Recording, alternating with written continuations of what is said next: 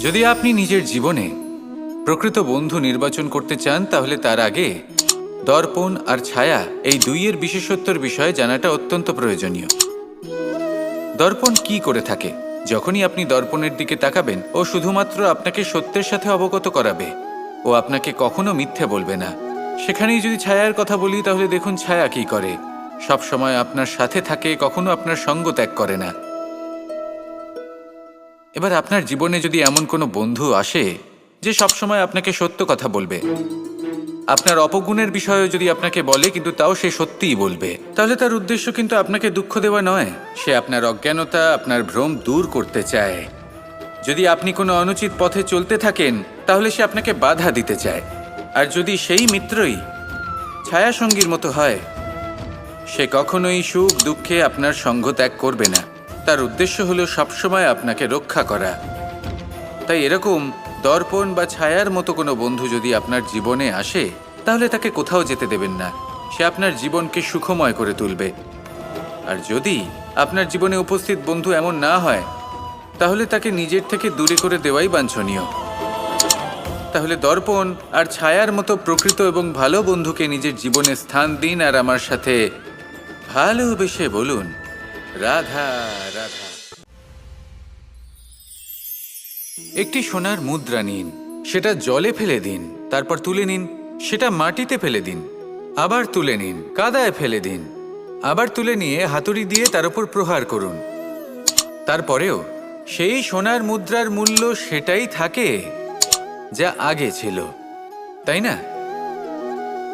এটা হলো উদাহরণ সংসারের সেই প্রত্যেকটা জীবের জন্য, প্রত্যেকটা মানুষের জন্য। কখনো কখনো জীবনে সাফল্যের বদলে আমরা বিফলতা পাই। যতটা আশা করেছিলাম ততটা শ্রেষ্ঠ কর্ম করতে পারি না। কখনো বা আমরা ভুল করে ফেলি, কখনো আমরা অনুচিত কর্ম করে ফেলি, কখনো সংসার আমাদের বুঝতে পারে না। তার পরিণামস্বরূপ এই সংসার আমাদের নিন্দা করে, আমাদের উপেক্ষা করে, আমাদের বিষয়ে কটু কথা বলে, কখনো সামনাসামনি বা কখনো পেছনে। সংসার এমন একটা আচরণ করে যেন আমাদের সাথে কথা বলাটাই একটা বিশাল অপরাধ। এবার সেক্ষেত্রে কি করা উচিত? মনকে শান্ত করা উচিত। বেশিরভাগ ক্ষেত্রেই এমন সময় মানুষ এটা ভেবে বসে যে তার জীবনের কোনো মূল্যই নেই। তার মনে হয় যে সে এই সংসারে শুধু একটা বোঝার সমান। সে নিজেকে ঘৃণা করতে থাকে। ওর মনে হয় যে তার জীবন শূন্য। কিন্তু তা নয়।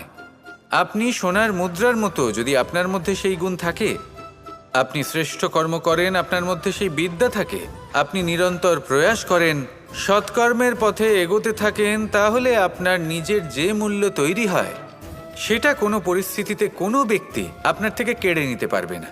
শুধু নিজে ভেঙে পড়বেন না। এটা ভাবুন যে সম্মান আপনি হারিয়েছেন সেটা আপনি কিভাবে ফিরে পেতে পারেন, তার জন্য কি করতে হবে। যে ধন আপনি হারিয়েছেন সেটা পেতে হবে কিভাবে, তার জন্য কি কি করতে হবে। শান্ত মনে সবটা ভেবে দেখুন, সিদ্ধান্ত নিন এবং অগ্রসর হন।